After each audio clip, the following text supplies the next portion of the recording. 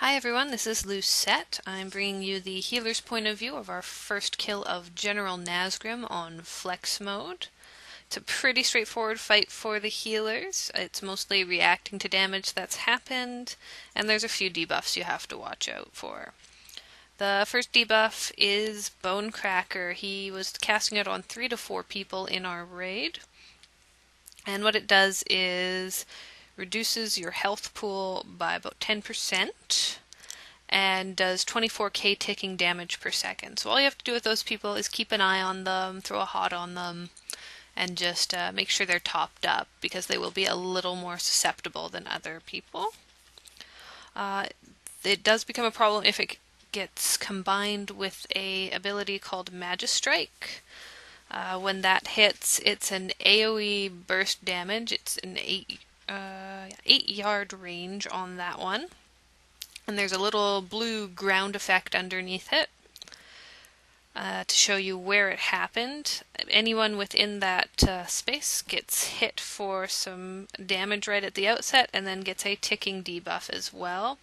So you really want to make sure you prioritize anyone who has that and Bone Cracker together for your dispels, because they will go down pretty quickly. You can use Mass Dispel for that. You shouldn't need to use it too often so long as we're all spread out. It should only hit 1 or 2 people at a time.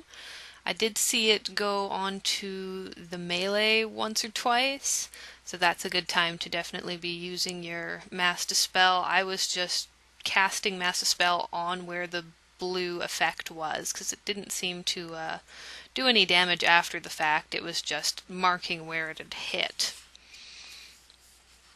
The last debuff you really need to know about is Assassin's Mark.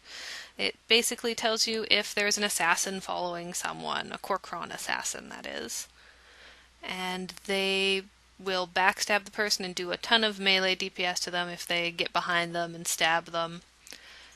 So all you have to do is throw a shield on them, throw some sort of hot on them, keep an eye on them because they will go down pretty quickly if they get hit.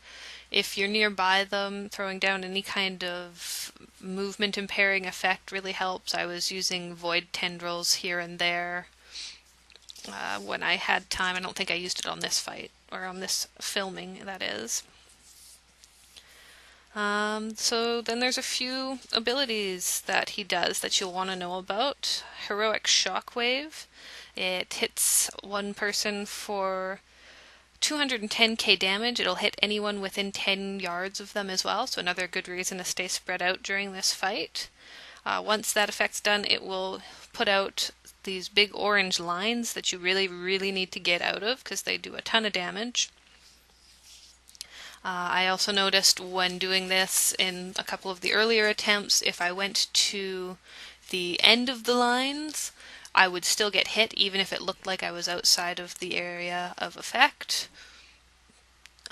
But if you just stand just off to the side, you were fine. So just avoid standing on the end of it because it can get it can be pretty nasty when it hits you. The next one we'll talk about is Warsong. Warsong happens if he hits 70 rage. It's raid-wide damage for 50% of your health. Use an AoE heal, pretty easy to deal with. I'd hit Cascade. Otherwise, that one's not a big issue. Just make sure we're all hitting our AoE heals on that one. There is a problem with it if it gets combined with Berserker Stance. The damage can be pretty tough to deal with, so that's when we definitely want to be using a cooldown to make sure that that's all getting taken care of. And then the last 10% of the fight is the next big thing, where we'll just be taking a lot more damage from ads because he summons an extra wave of them.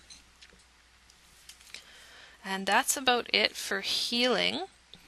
You've still got a good 5 minutes left on this fight, so I'm just going to play some music if you want to watch the rest of it.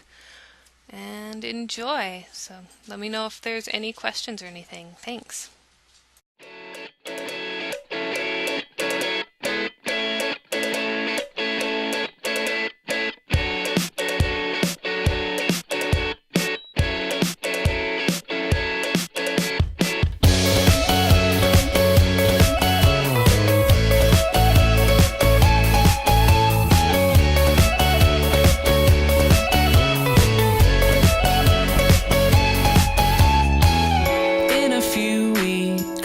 get time to realize it's right before my eyes, and I can take it if it's what I want to do. I am leaving.